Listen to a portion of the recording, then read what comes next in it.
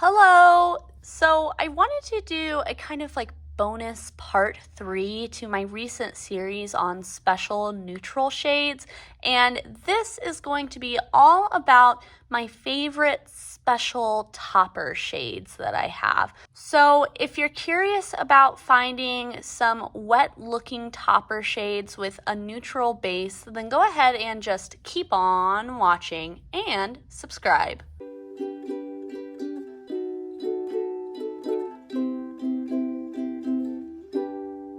We've got a lot less in this category than we did in others from the first two parts of this series, but I was kind of picky with what I considered to be a topper shade. And what I ended up with is I want the sparkles to be at the forefront, and I want it to be so that if you put these sparkles over something else, it won't diminish the specialness of the shade that you're putting it on top of.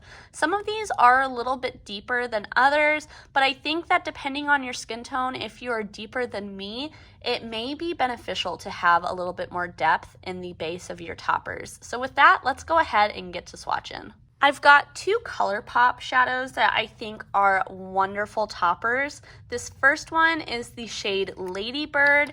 This is going to be better for all of those pale girlies that find yourself closer to my own skin tone. This has a very light base to it and a ton of silver sparkle. That's a pretty thick swatch of it, but if you wanted to sheer it out, you can get just those silver sparkles without much base at all.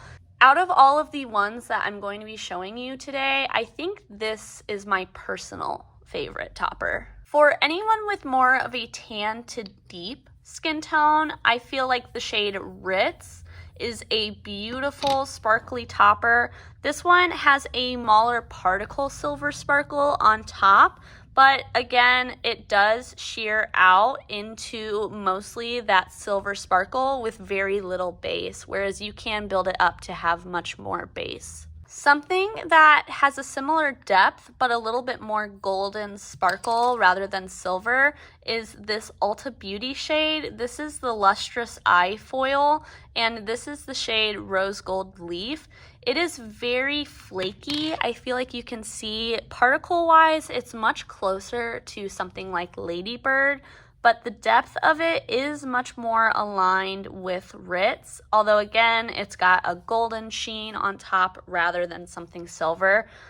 Just to show though, this does sheer out very well and add a beautiful sparkle. The last potted shadow that I have to show you is from Revlon. This is the Color Stay Cream Shadow in Praline. This is a lot smoother. You are getting a lot less sparkle. This one has those sparkle pieces. They're just a little bit finer and more sparse. This one is much more of just a sheen. Now moving into single eyeshadows, the first one up is appropriately named Mr. Sparkle from Copacetic. This one has multicolored sparkles within it, so it's got pink, silver, blue.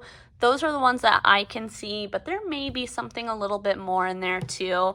Again, my hand is starting to look very sparkly. I've been trying to wipe it off in between, but if you sheer it out, you can see those really fine sparkles. Although again, it's leaning a little bit more of like a sheen wet look rather than a sparkle wet look. For something more peachy in the base, we have the shade Cham Cham from Pretties for Your Face.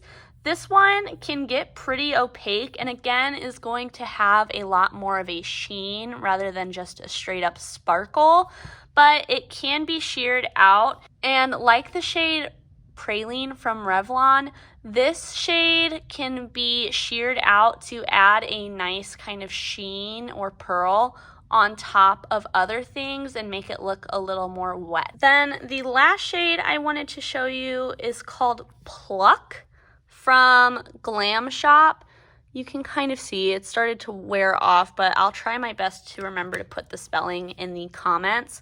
This again has a more peachy color to it, but where Cham Cham is more silver on the sparkle, this is much more golden.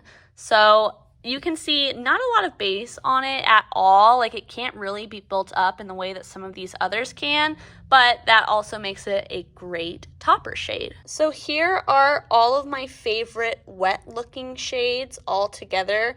You can see we've got some different textures and base colors, but hopefully this can help you figure out which topper shade may be best for you depending on what you're looking for, what color sparkle you want, and what undertone or skin depth you have. Let me know some of your favorite sparkly topper shades in the comments below. And until I see you next time, I hope that you stay safe, stay healthy, stay happy. Bye!